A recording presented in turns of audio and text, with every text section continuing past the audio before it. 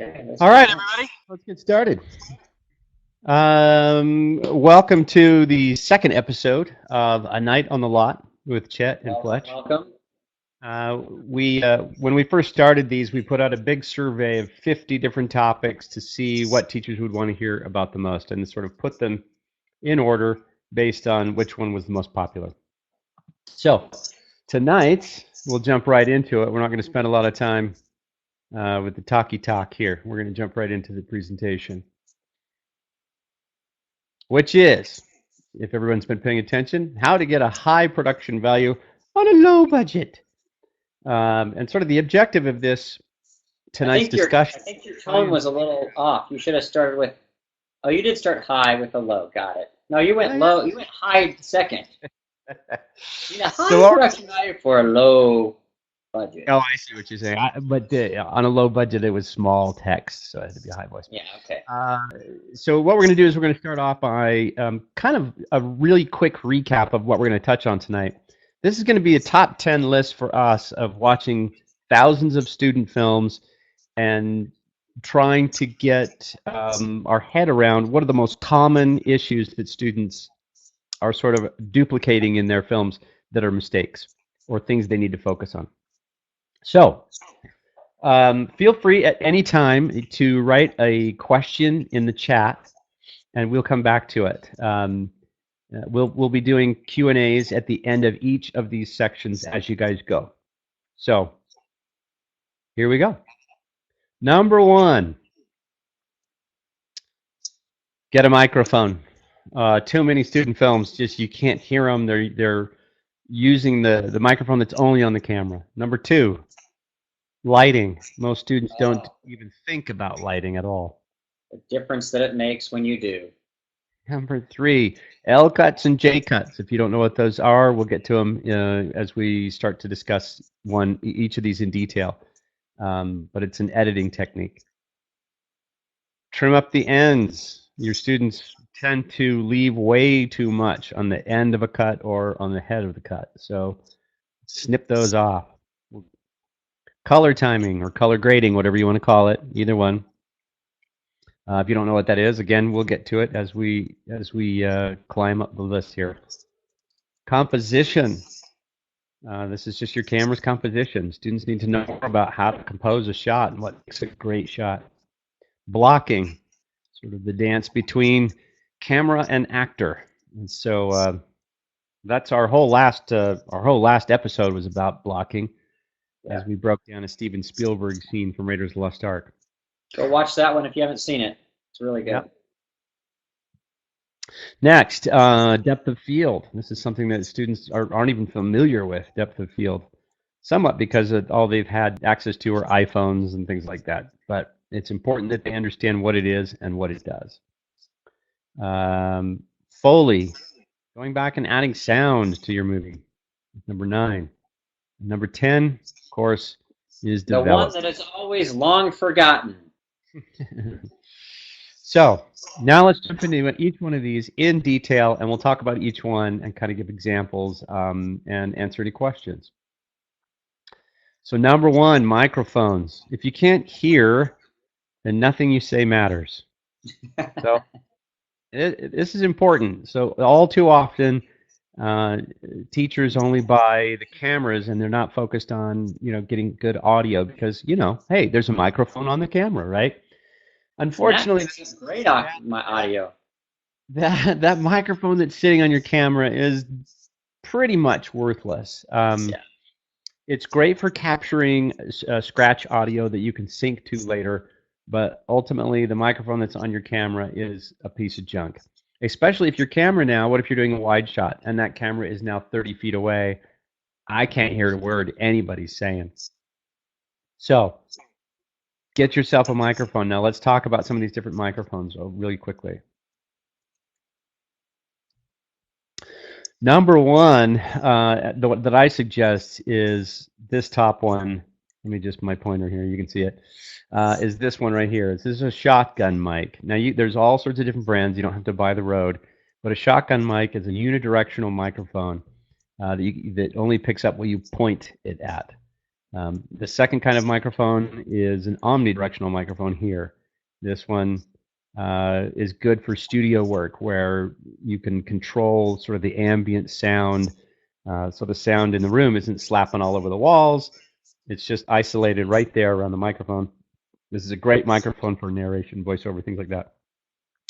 The last one is a very particular mic, but they're good, is some wireless mics. And it's a good idea to have, at the very least, 2 sets of these. Now, one is a receiver and one is a transmitter. So you need 2 just to have 1 microphone. And if one person's talking to somebody in a scene, odds are they're probably talking to somebody else. So it's a good idea to have 2 sets of lav mics like this. So this is, these 2 things are considered 1 set. So it'd be a total of 4 units. Exactly. Okay, now, moving on. There's a number of different ways to capture audio. A lot of people have plugged it straight into the camera. It's not the greatest way to do this. One of the better ways is nowadays they have these little, they're digital recorders. We use a Zoom. You can see it here, pictured here. This isn't exactly the one we use, but when we're doing documentaries and stuff, a Zoom is great because you can plug in several different microphones and be receiving on all of those. So if you had 4 different wireless labs, or if you had a shotgun mic and wireless labs, you could get them all and mix them all, and they're all on their own channels inside the Zoom. And then you take this when you're back into the studio, and in this picture here, you can see that it's actually just piping it straight back into the camera.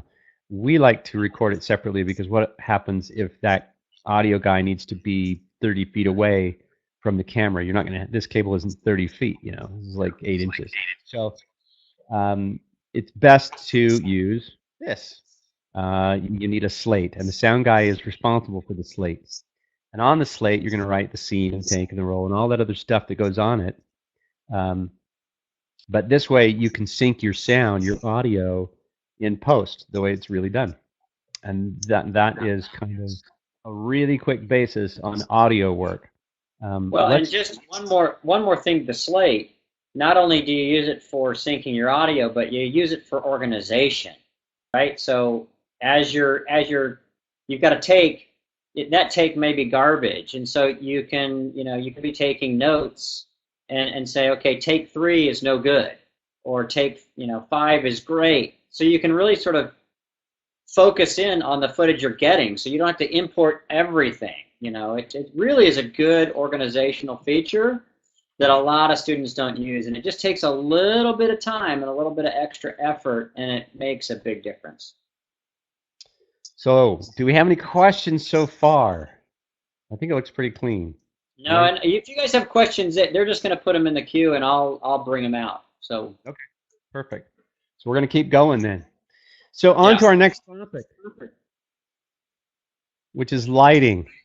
If I can't see it, it doesn't exist. Okay?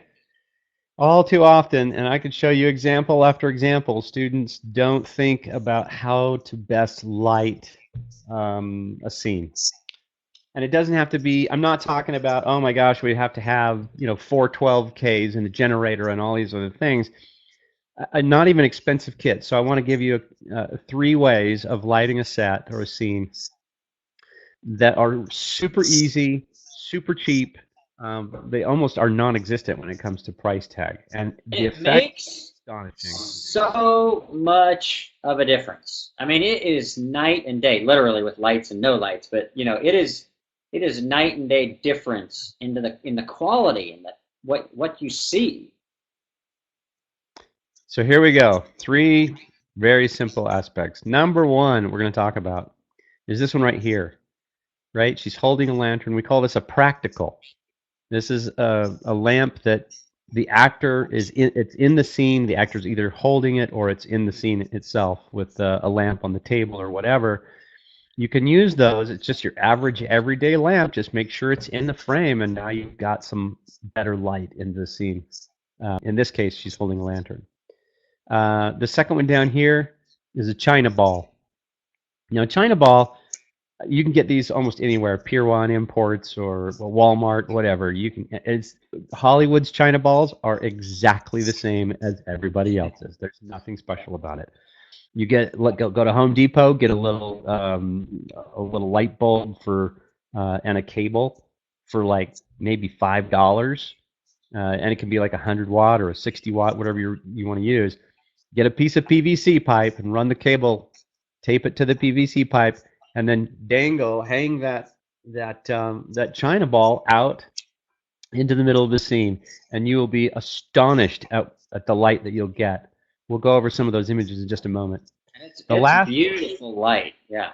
It's a really soft, beautiful light, yeah. The last one is just a bounce card. Now he has what's called a shiny board, and literally you can get one of these for probably $5 at Home Depot. Go get yourself a piece of insulation board that's shiny on one side, or you can get the same materials off of B&H for really expensive, but it's pretty much the same thing. Now this one's a shiny board, but you can get them in gold, and you can get them in silver, and you get them in white that just is a soft bounce back. And the idea is to reflect light back onto the subject. So you're not really lighting anything, you're just controlling or manipulating the light that's already there. So let me show you a couple of images of what it looks like with and without using a bounce or a reflector. So you can kind of see right away, the first shot, you can really see some of the shadows. It's a little harder light. It looks like it's a pretty nice cloudy day anyway where she's at, because the shadows on her face are not super hard. But they've gone and put a bounce underneath her chin, and you can see how it lights up the underside of her eyelids, or her eyes, and her chin. Now, the other thing that it enables you to do is, here we have a shot. It's a beautiful shot, but she's having to expose. She's not able to expose the face correctly because the backlight is blowing her face out. So she brings in a little reflector, brings up the light, and she's able to ratchet down the stop, which exposes her face correctly now. Much prettier. This next one's pretty stark.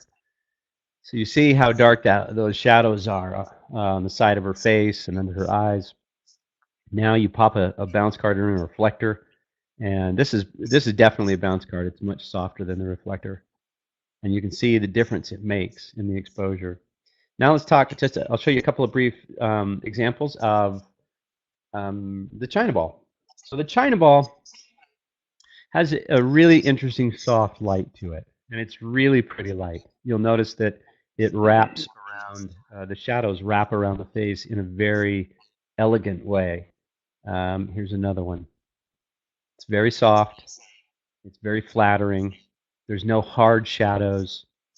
It just becomes really soft. There's another one. And it gives a great ambiance to the scene.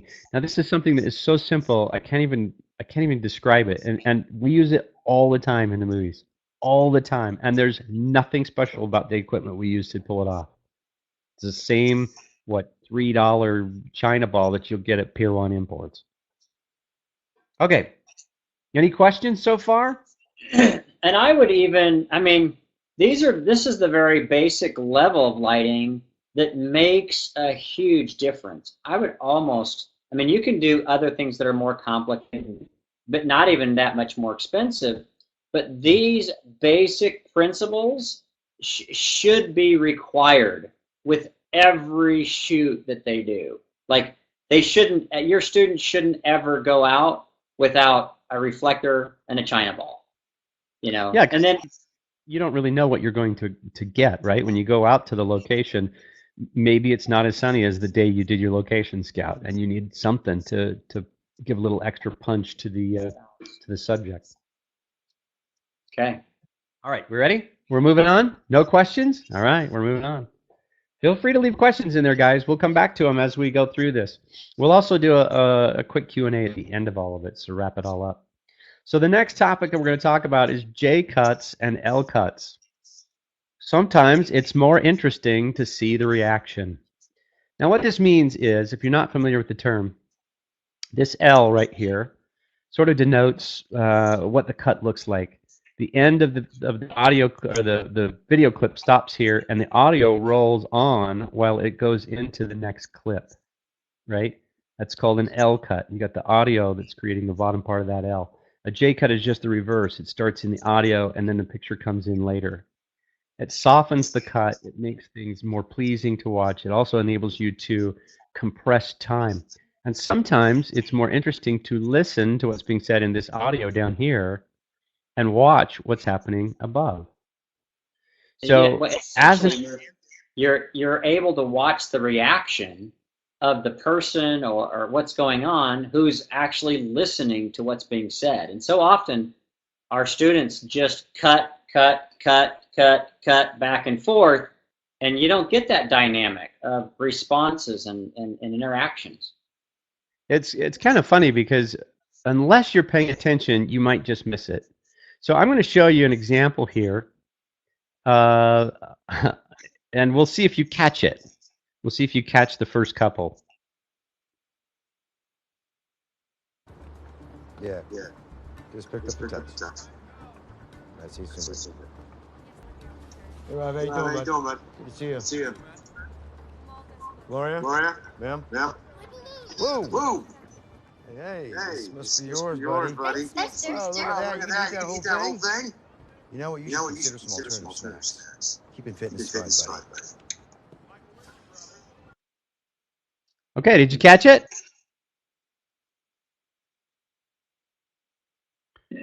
All right, did you catch it? Everybody see where it was? No, okay, that's good. That's good, because that means that they're doing their job. You got soaked up into the story pretty quick. Let's watch it one more time, and I'll show you exactly where it's at. Yeah. Just picked up the text. That's easy, buddy.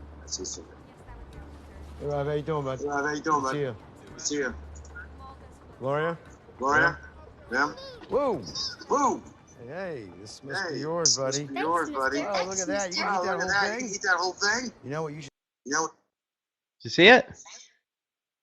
So he continues, we go on to the kid, and he continues to talk. And back and forth. Watch for right there. Back it up just a little bit, Fletch, and play that again. Hey, this must be yours, buddy. Thanks, Oh, look at that. You can eat that whole thing? You know what? You should consider some alternative snacks. Keeping fitness fun, buddy. All right.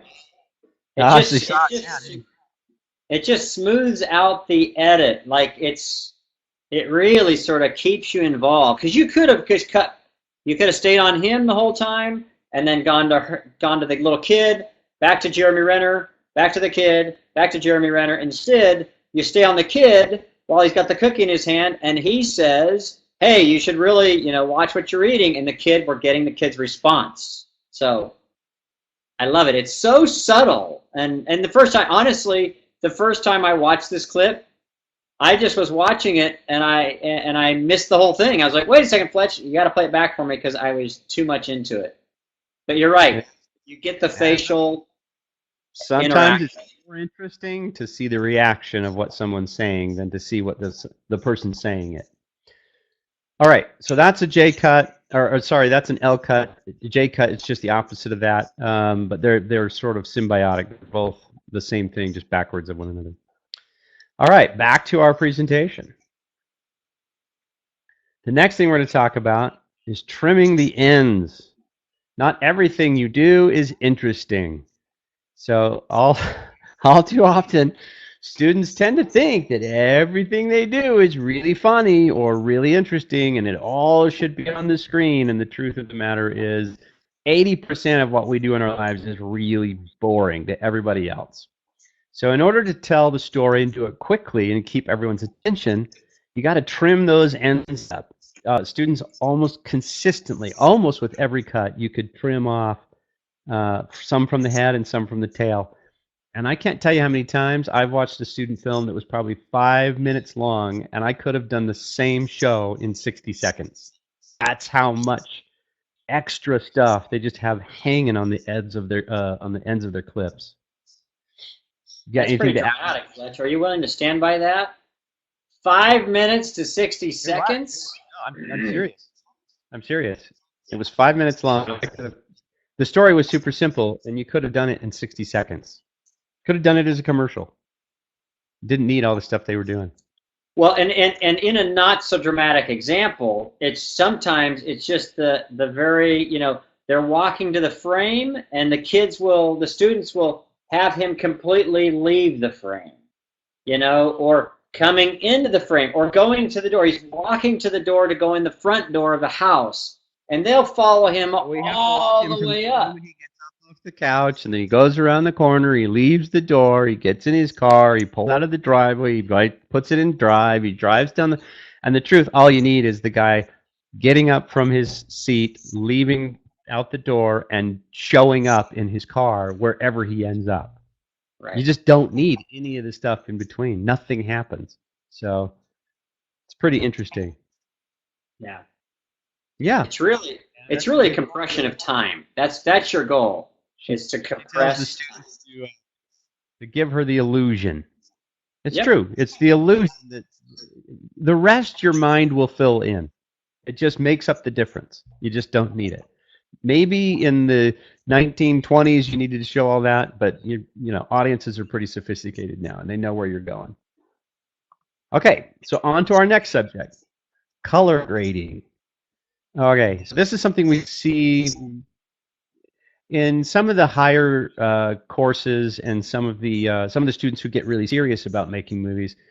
This starts to become a tactic that they'll pull out of their hat finally. Mostly because they've gotten to a place in their movie making where they want to impress. They want to make something that's good, and it's not just, you know, making the assignment so they can check the box and say, I did the assignment. No, they want to impress beyond that. They want to show it. They want to take it to film festivals, and so they start looking at other ways of upping the ante for their film. And one of the effective ways they do this is by color grading. Now, when you're shooting a movie, especially nowadays in digital, there's a method to sort of the madness of color grading and capturing the image on your camera. And one of the things you want to do with your camera is you want to turn off all preconceived formats, and I always have them turn off the autofocus. I have them turn off everything auto, so it forces them to understand how to expose the scene properly. Because if they can understand that, certainly turn off autofocus for sure. If nothing else, please turn off autofocus. It's completely useless to filmmakers.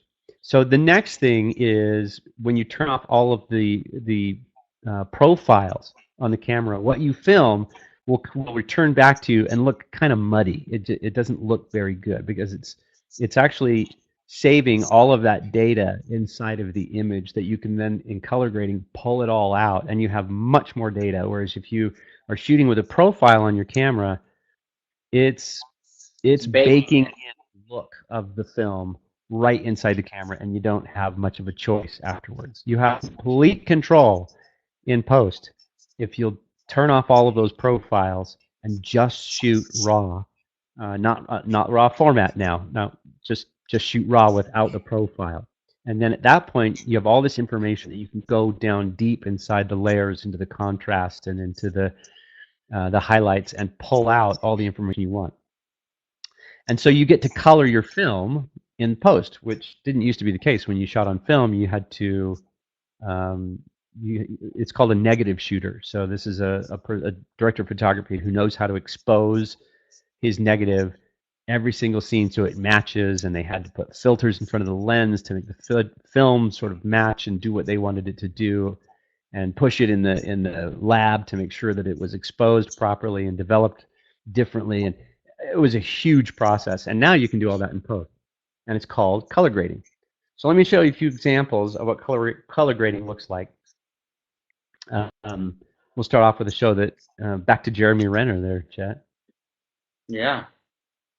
Yeah, so this was a shot, or this shot here is a shot that doesn't have any color done to it. It's not been graded or anything. And it was interesting, excuse me, while we were on the set, we broke out this jacket for Jeremy Renner to wear. And Jeremy's a really nice guy, so he doesn't ever flip out. But essentially, he sort of flipped out and said, guys, I don't want to be wearing a Smurf blue jacket. This doesn't match my character. This is not who I am. This is not what I want to do. And we're like, but Jeremy, I promise you, we're going to do some color grading, and we're going to lay in some filters on this in post, and we promise you, you won't look like a Smurf, but it will have a nice tone to it, And so we had to take a picture and kind of lay in the filter on it of what it would do, and the end result was this,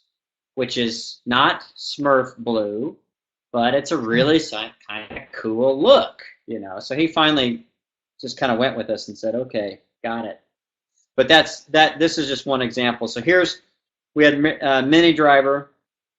This was one of the film was shot in 4 different time periods. And so we colored each of the different time periods different colors. And so this one was more of in the desert, and we wanted it to feel like it was in the desert, that it was hot, and that it really felt arid. So we colored it like it was arid. And so really suck the colors out, suck the energy out. I mean, if you see that picture, and then she looks tired there. Go back to the last one, Fletch. It feels like there's more energy there. She still has the same look on her face, but the fact that we've sucked the color out, it feels like it's literally sucked the life out of her. She's got, she's worn out, essentially. And so we're telling story with color still, okay? And this next one is the same. This is kind of the same time period. It's in the desert, so we wanted to suck out the color, which really feels like an old postcard, doesn't it? We could put some cracks in that and scratch up the film. It looked like an old postcard, okay? Welcome to Death Valley. And yes. And then this one was kind of our hero shot in the film. He was actually blinded in one eye, so we started on this shot and kind of pulled out, but there it is colored. So it's just, he's in prison at point, and it's almost black and white. Yeah, once he got to prison. So that's color grading, something we don't see a lot of students do, but when they start to get serious, they realize what color means to a movie and the emotional impact it can have on the audience. It's another layer of telling your story. That's what it is. I mean, sound is one layer. Lighting is another layer of just telling your story. Color grading is another. And the more layers that they put into it, and we'll talk about a few more layers, the better and more professional it feels. Oh, you missed the screen. Well, you know what, Teresa? That'll be this will be up for everybody to watch about an hour after the broadcast tonight, and we're going to make the keynote available to anybody who wants it. So you will see it if you missed it. Okay, so on to. Can you see the pictures now? Are you able to see them now, or is it not coming through? We're going to move on to composition. Oh, you still can't see it? I don't. Can anyone else see it? Can everybody else see them? Oh, okay. All right. So they are being recorded. Okay, good. That's good to know. Okay.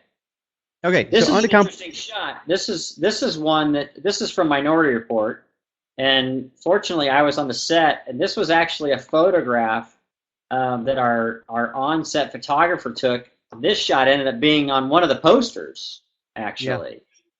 But it's a beautiful shot. I mean, what a great shot. Composition. Great. This was cool. Quite Steven a capture as well, because it is in the movie. He must have seen his frame and thought, "Oh, that's awesome. I'm going to use that in the movie. Here, put the camera right here, and blah blah blah." All right, using the camera to speak to the audience. So let's talk about composition a little bit, because students don't even think about composition. And composition, you're telling the audience where to look and how to feel and what to think. And so it's a subtle art form, like all the other art forms that are part of cinema. But if you know what you're doing, it can be a powerful one. So let's start with a few of the classics, right? This is The Shining, of course.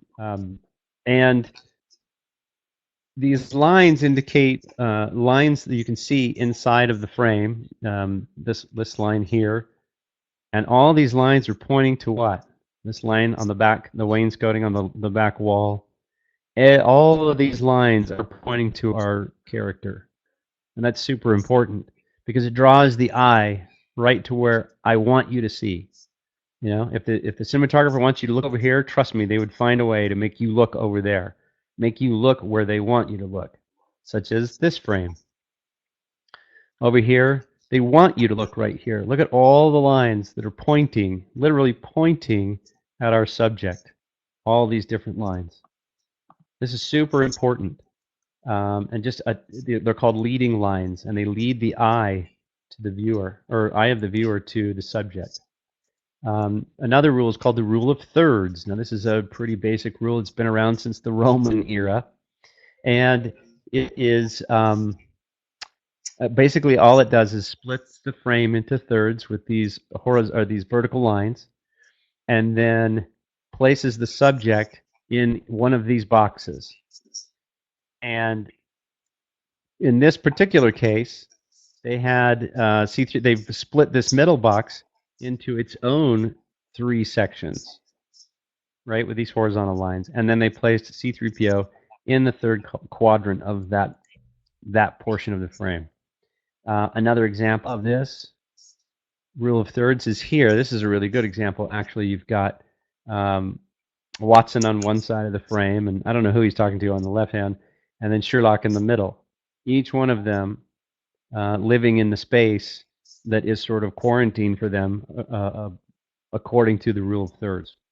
And something that's kind of interesting, some students will do accidentally, they might kind of do some of this composition just because they've seen so many films. But I think it's important that they understand what they're doing and they do things purposefully, because what's happening here is a piece of the story is being told, and it's being done through composition. If you're doing it by accident, you might tell the wrong story versus what you really want the audience to be doing or seeing and feeling. So we want our students to really focus on composing the shot, not just kind of letting it happen. Right. Yeah, there are such things as happy accidents, but you never want to go out thinking to yourself, we're going to get so many happy accidents that it's going to make our film good. That would be a mistake. Yeah, that's... All right, moving on to our next one. Blocking. Our whole last episode was all about blocking. We had a lot of fun. If you missed it, you can go back and see it. It's on the site right now. Where we took essentially a 4.5-minute scene out of Raiders of the Lost Ark and broke it down shot by shot.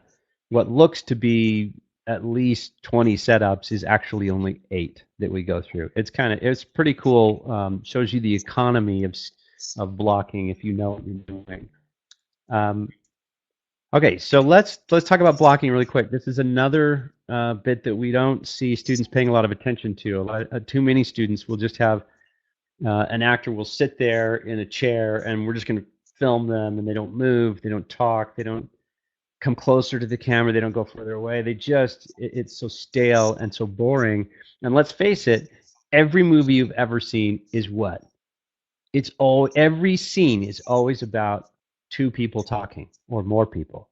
But it's always about something happening in the scene, and it's very frequent when it's a conversation scene. In a movie, what you're not paying attention to is what makes this conversation interesting? What are they saying? And whether they're saying something interesting or not, is the blocking helping tell the story, or is it just boring? And if the blocking isn't there, if it's not interesting to watch, people will stop listening. And so you have to kind of keep your audience engaged in what's being said, and the way you do it is through great blocking. So let's watch another scene real quick. This is from Citizen Kane, and I think you'll understand a little bit more of what I'm saying once you see this sequence. We're going to watch it once through, and then I'm going to stop it. I'm going to roll it back, and we're going to talk about what you saw, and then we're going to watch it again real quickly. It's not a very long scene.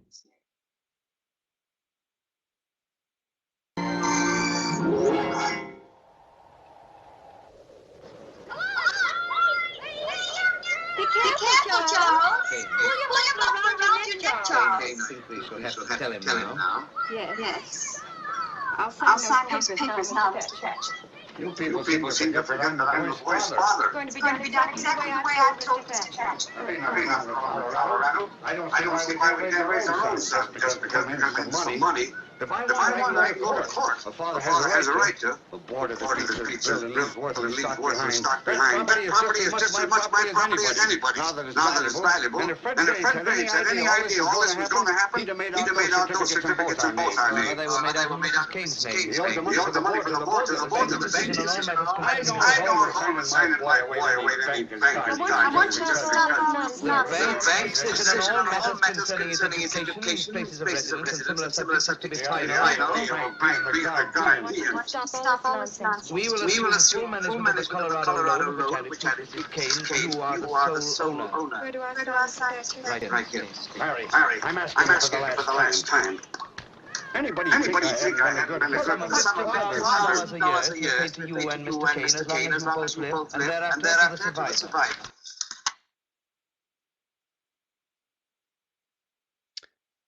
Nice blocking.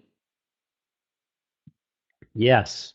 Okay, so let's talk about this real briefly and what we actually saw. You could have turned down the audio on that scene and almost understood what was happening to some degree.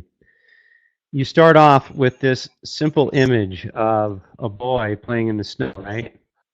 And then we pull back and we realize we're inside and we're shooting through a window and there's mom looking at him. We pull back any further and the boy gets less and less important the more we pull back. We pull back a little further and we introduce this other gentleman. And we realize that it's mom and this other gentleman, and they're talking about Charlie outside. And again, he becomes less important the further back we get. And as the camera starts to pull back, watch mom as she walks closer to the frame. She stays up with the camera, and dad stays back in the background. And what the filmmaker is saying, it's Orson Welles, by the way, what Orson Welles is saying is, there's Charlie back in the background. He is the subject of this argument that's happening between these two people right here. He's caught in the middle of them, literally and figuratively. As she stays up close to the camera, she gets bigger and dad gets smaller. She's controlling the argument, and he's becoming less and less significant in the conversation. Visually, he's smaller, she's bigger. And the next person who's even close to that is this other gentleman. Thank you. Now, they're positioned what? Two on one side who agree. Then you have Charlie. And then on the left-hand side of the frame, there's Dad, who disagrees. Literally, the struggle is between these three people, these two people against Dad, and Charlie's trapped in the middle. And when finally Dad decides to raise his voice a little bit, he steps up closer to the lens and becomes a little bit more important. Not a ton, but he becomes a little bit more important as he gets closer to the other two. The cinematographer is speaking to you, and most people aren't hearing it. And students rarely think about how they will stage something in order to help motivate and tell the story. And this is a perfect example of that, and Orson was a master at it, to be honest. One of the greats. Well, and if you look at this, this was, were there any cuts? There were no cuts. This is one take. And so in one take, by blocking it, you've told all this story, you've put people on, you've done all those sorts of things, and no cuts. And you've blocked it so that your characters are walking into the places where you want them to be focused on. If I was an inexperienced student, I'd probably cut, I'd do a double on them, do a single on Dad, do a cutaway to the window, and then that's how I would cut this whole scene together. Well, that doesn't nearly tell the story that we just got shown here through blocking, and it was one take. Now, your actors have to be able to perform, but it was one take, and it's far more interesting this way than just blase, cut, done.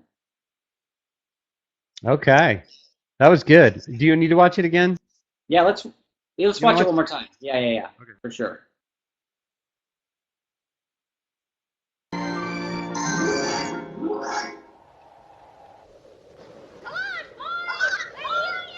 Be careful, Charles. Pull your muffler around your neck, Charles. You'll have to tell him now.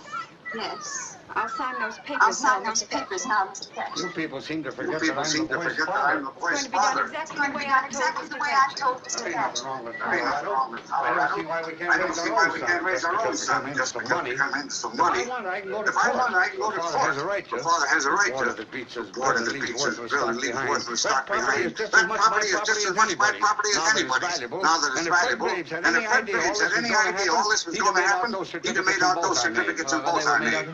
They were made out in He owed the money for the board. He owed the money for the board to the board of the bank's decision on all that. I don't hold the sign my boy away to any bank.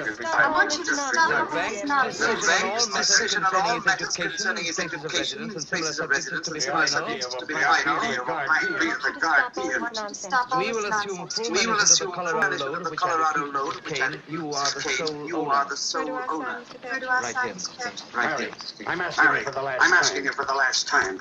Anybody think I haven't Anybody been a think good I son haven't been a good father? son of $50,000 a year and Mr. Kane, as you long and as you Mr. both Kane, live, as long and as you both thereafter to live, the and survivor. thereafter to the survivor. Well, Well, let's hope it's all for the let's best. hope it's all for the is. best. It is.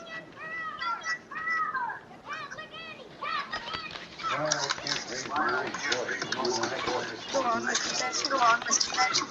Everything else, the principal Everything as well else, as all the money principal earned, as well as will be all money administered by earned, the bank in administered trust by to the us. bank in trust. Love it.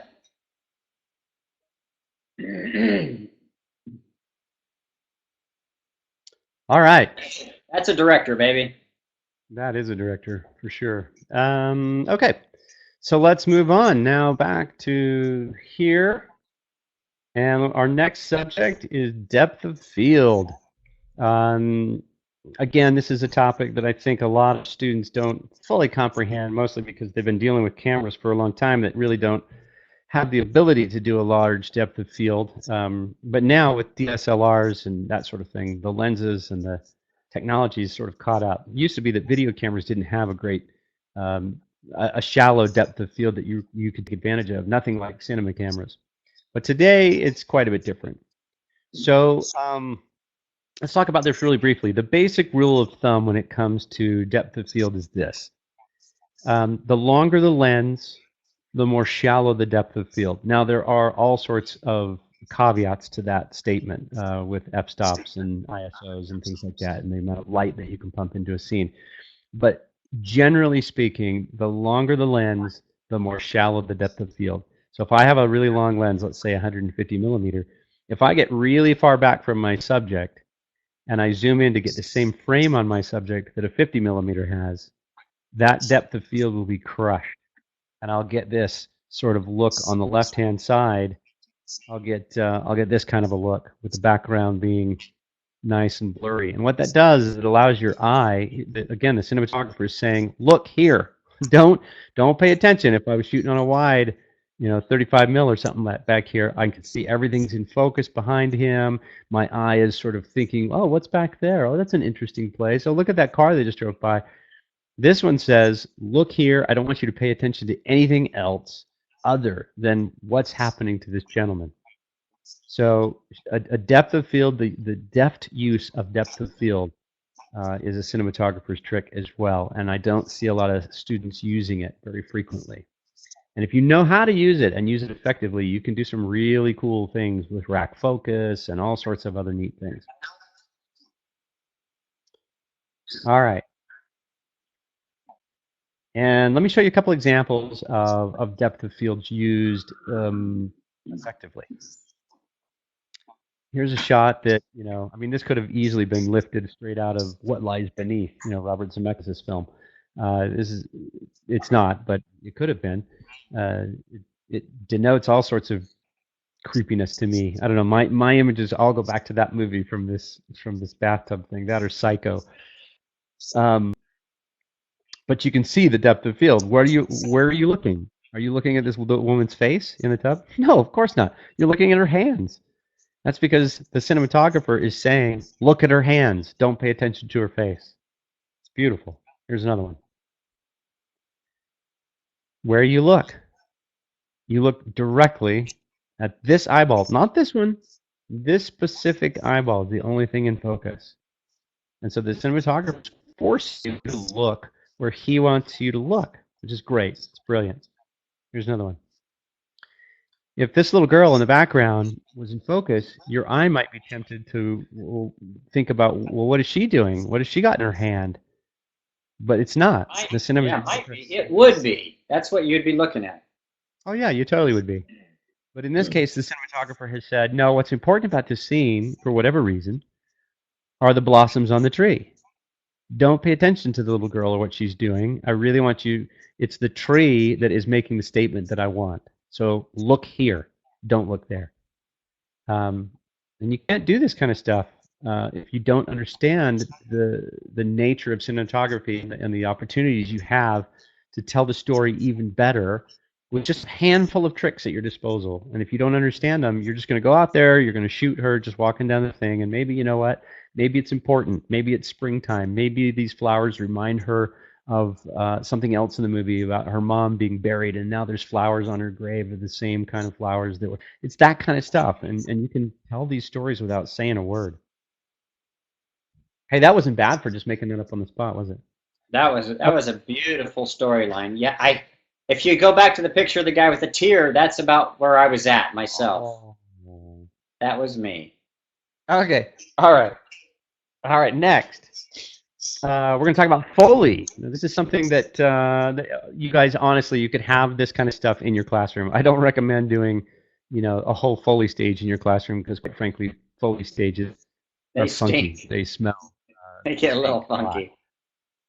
They have a bunch of old furniture and old things in there and moldy things, and it just gets funky. It gets weird. But the point of the matter is that Foley is the art of atmosphere. It's the art of making the audience believe that what they're seeing is real, when in fact the person might be standing in front of a green screen.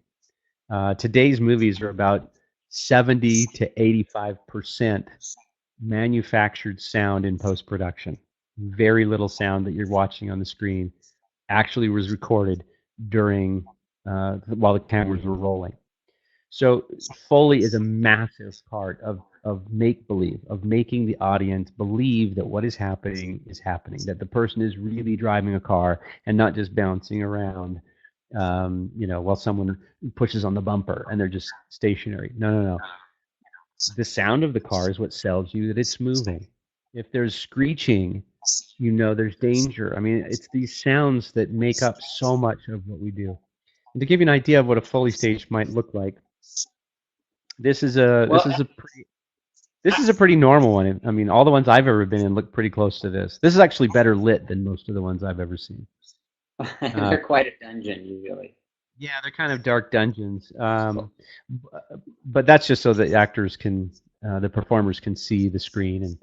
And so they have pits that might have gravel or water or mud or, whatever in it. And they have logs and they have coconuts for sound of horses and they got chains. And you name it, it's rack after rack after rack. It looks like, Home Depot or Costco with just trash. Just junk on the shelves, and lo and behold, they'll pull one off, and it's a chain, and they're wiggling it, and pretty soon they're watching the screen, and they're recording them jiggling this chain, and it's magic. It's like it lights up the stage. And so, the challenge here is that today's movies, 100% of today's movies, have Foley in them. So, because of that, every audience member's ears are trained to want that level of sound and filler and atmospheric sound. And so when we don't do it as students, our films seem to be lacking something. And so that's why it really pays off. It really adds to a level of professionalism, and it's not expensive. It is not expensive at all. I mean, it just takes time. You can pick up this kind of stuff at a local junk heap or a flea market or whatever. Yeah, so that is Foley, and movies would not be near what they are today without. And just one last thing. I mean, I think it'll be pulling teeth initially to get your kids to do Foley, but once they get in there and they start going, you'll be kicking them out, and you'll be saying, guys, you have got to move on. And they'll be like, no, I just need to get a little bit more, another layer, because they'll start to see what it does to their film. So this is actually one of the exciting parts for me in the filmmaking process, is the final mix and bringing in all the Foley and the sound. And it's the first time everything starts to get married up, and it's magic. And it doesn't matter your sound effects library. We have hundreds of thousands of sound effects in our sound effects library here on Sneak on the Lot. And you're not going to find every last sound effect you need, and it's not going to fit perfectly.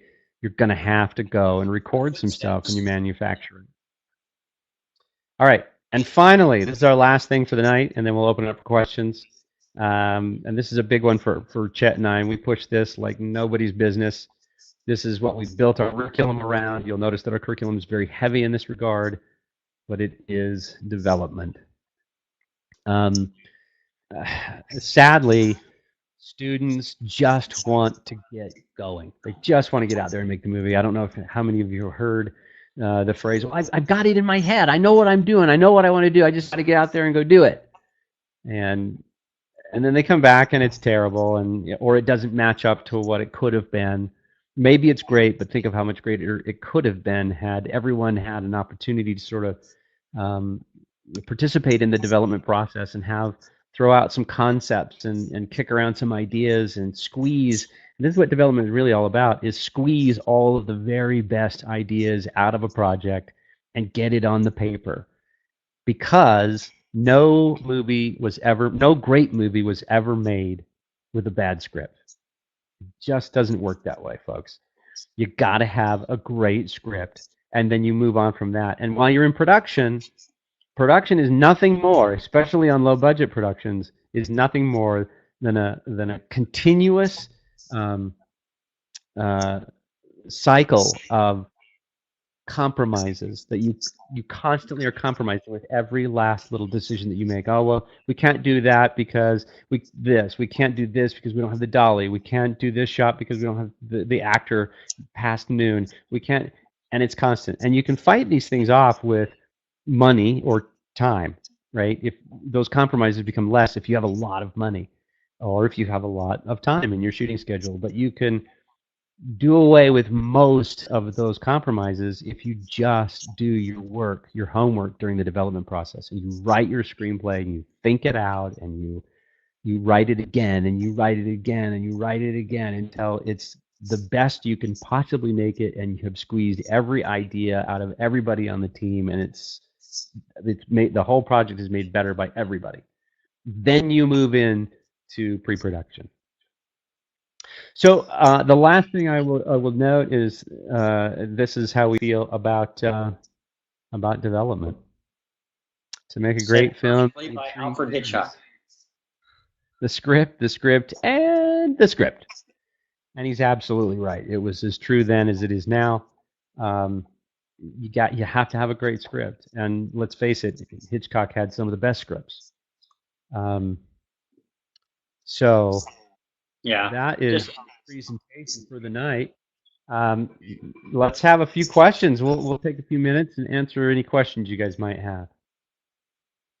Yeah, and just the last thing I'll say on development is that, you know, when you are, like Fletch said, you either have time or money, and when you have time is in development before you go into production, because once you go into production, it's like this funnel that kind of comes down to production. You have time up here, and then you have no time. And so when you're up in this portion of this funnel in development, you've got time, and it doesn't cost you anything to spend time and preparing and you know, really sort of getting you know, getting everything on the page.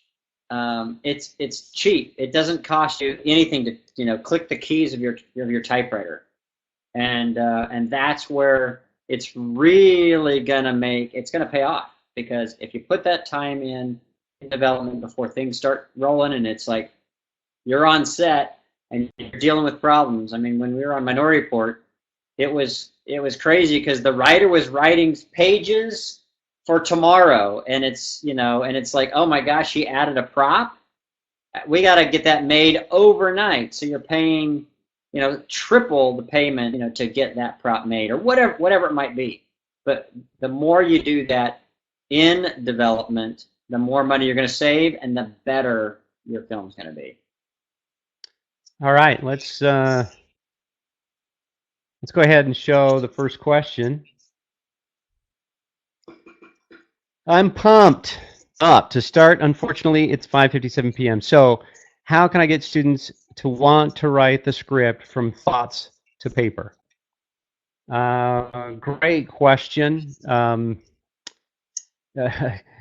You're asking us how to motivate students, really. The trick is, what I've found is when students realize what is a good film versus what is a bad film, and when they realize that there's students right next to them that can make a great film, suddenly it ups the bar and they want to reach for that bar.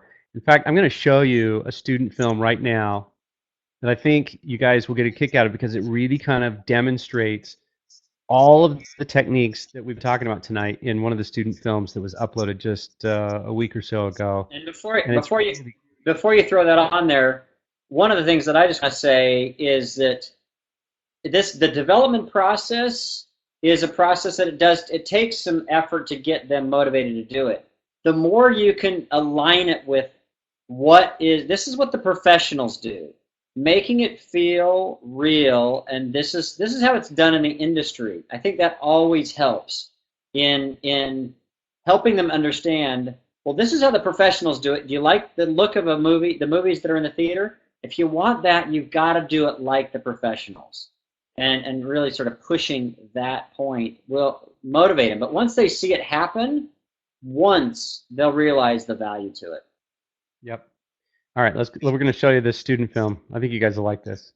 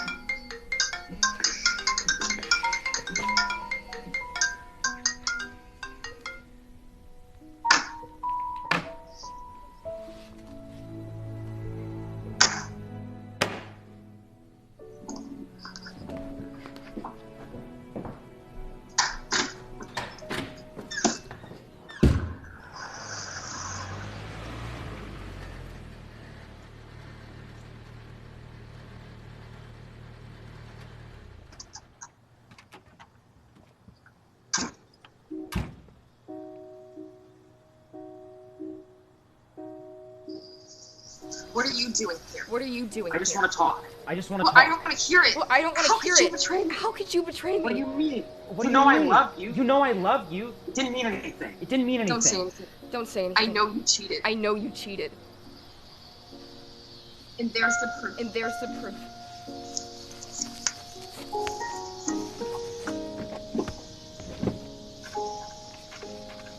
This is my English paper. This is my English paper. I wrote this. I wrote this. You cheated off me. You cheated off me. I'm sorry. I'm sorry.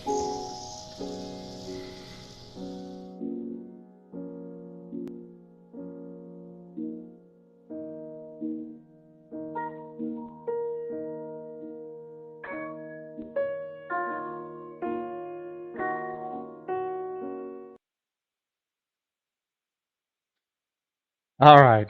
So, That's you awesome. get the idea, right?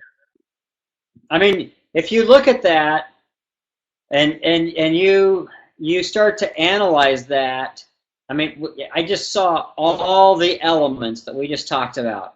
There was great sound. I don't know if they did Foley or not, but that car door shutting and those kinds of things, the sound was great. There was rack focus. It told me where to look. Where do I want my story going? There was depth of field. Things were out of focus in the background. Things were, the phone was in focus. She was out of focus. We want the audience looking at the phone, not at her. Perfect. It was done. The lighting was beautiful. They composed their shots. I mean, man. They did a really, really good job with this. I would have liked to have seen a little more Foley, but all in all, it's pretty tight. And they chose really effective music for it as well. One of the other questions here. Would have been fun, Fletch? Yeah. You know what would have been fun? I was just watching that's last time. If you noticed, as she walked out of the house, right? Mm-hmm. And she's walking to the car, she passes through some light. And it was just from the sun. It would have been awesome to have her stop in the light. So she was in the light, he was in the dark, right there. If they could have composed that shot, back it up just a little bit. Compose that shot so they blocked it so that when she walks through that light right there, you can see right in front of her. Oh, how awesome would that have been? Right there. Right there. If they would have stopped her and blocked her, now obviously that sun's probably moving and it's not an artificial light, but how great would that have been? What kind of story does that tell? That tells the story that she's in the light, he's in the dark. What a great way to tell story. Yep. I agree with that. That's awesome. Good idea. That's a happy accident. If you'd have seen that on, you'd have said, hey, stop right there in that light, hang on to it, and if we're losing our light, then we need to bring out something, but I want her to be in the light when she is saying to him and calling him to the carpet saying, it hurts everyone. Great observation. All right, on to our next question. What do we have? Here we go, hang on. I'm getting there. Here we go. Do you have a set of industry standard documents used for pre-production? Oh my, Mike. I think our curriculum does a really good job of outlining the steps. Yeah, it really does. And it has downloadable documents along the way for various things, for beat sheets and things like that. But if you follow the curriculum for writing, in our curriculum, it'll guide you right through every last step. We have you pre-visualizing, we have you doing storyboards, we have you doing shot lists, we have you doing schematics, we have you doing filmscapes, we have you doing all of those things. Development, beat sheets, synopsis, log lines. We don't leave anything out of it. So, and even there are examples of great story structure and Raiders of the Lost Ark, and watch Raiders of the Lost Ark. Print up the PDF on Raiders of the Lost Ark, having them watch, figuring out where is plot point 1, what do we get introduced to in in Act 1. There's just a ton of stuff in the curriculum. If you just take it step by step, it is all laid out there. Okay, here's another one. Sorry, let me push this one. Where can I watch more? More what, Anna? Just more films, I'm sure. More films? Yeah. Well, we live in a really great day and age. Number one, you can watch films in our theater. One of the parts of our theater that really hinges on making the whole site work is making sure that students who are making movies and getting their films published to the theater there on the lot get reviewed by other students. So you should be watching. Look, I've made a lot of really good movies. I've made a lot of really bad movies. You learn from the good ones and you learn from the bad ones. I would say maybe even more.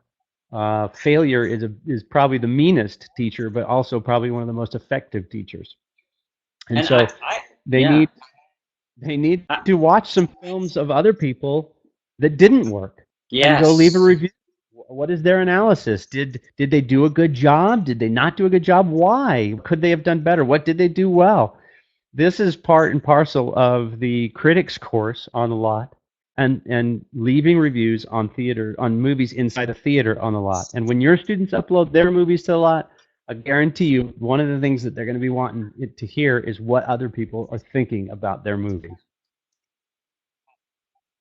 Other than that, man, you can go anywhere. To me, that's a great reference. You know, there's a million different, literally millions of different tutorials and really great stuff on the internet. And I think, just like Fletch said, I'll echo it. You can't go wrong by watching bad examples. I mean, it's so apparent what's going on. I mean, you watch a bad example and you'll go, okay, they did not light. That's so flat. It's so ugly. Everything's in focus. Looks amateur. And you can see it. And 9 student films out of 10, you'll get the bad example. And then you get one gym like this, and man, does that inspire. It's like, dude, how did they do that? Well, they just took a little extra time. You know, it ups the bar. Before you know it, you've got students who are looking at that one good movie saying, well, that's what I want to do. I want to do that. And it'll inspire them. All right, okay. We are 7 minutes over? We're a little bit over. Like so thank you, everybody, for coming out tonight. I hope this was helpful. It's fun having you all there, being able to talk about a few things. So we do these every single month, so keep coming back. We got a lot more to go through. Thanks, everybody.